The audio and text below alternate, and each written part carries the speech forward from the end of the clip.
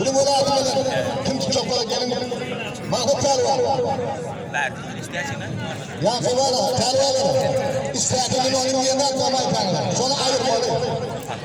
Arap öğrenci olsun, Arap öğrenci.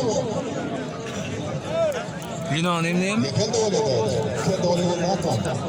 Şimdi öyle de kendi öyle ne zafatı oldu. Balkan'da daha soğuda ayrılmıyor herhalde.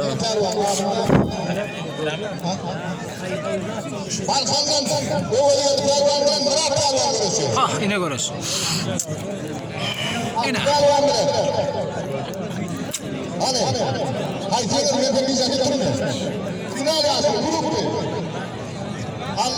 Allah selam ana değil. Mahfuz kalk çıktı böyle. Sokak dedim kan.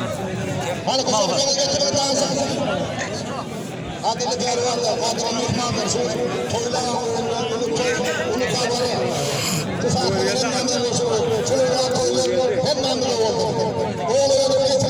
Hadım mesper ortada bile. Yatayla onu geçip çıkanlar da artık koymuyor daha. Ay ince çıktı ha.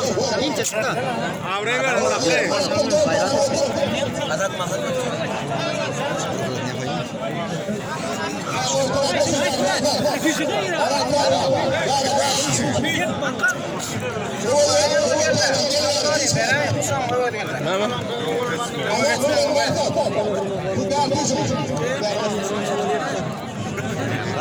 Neden çıkıyor bunlar?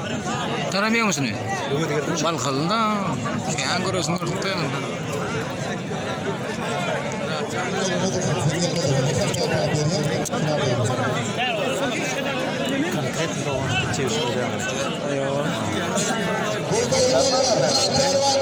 Bana deste. Adımlar nasıl sapladın? Ay godadın kim yıktın?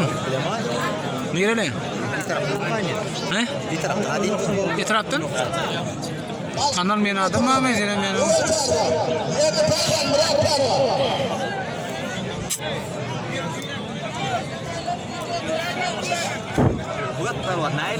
Ay arsan ayırdı arsan. Kilo milladı.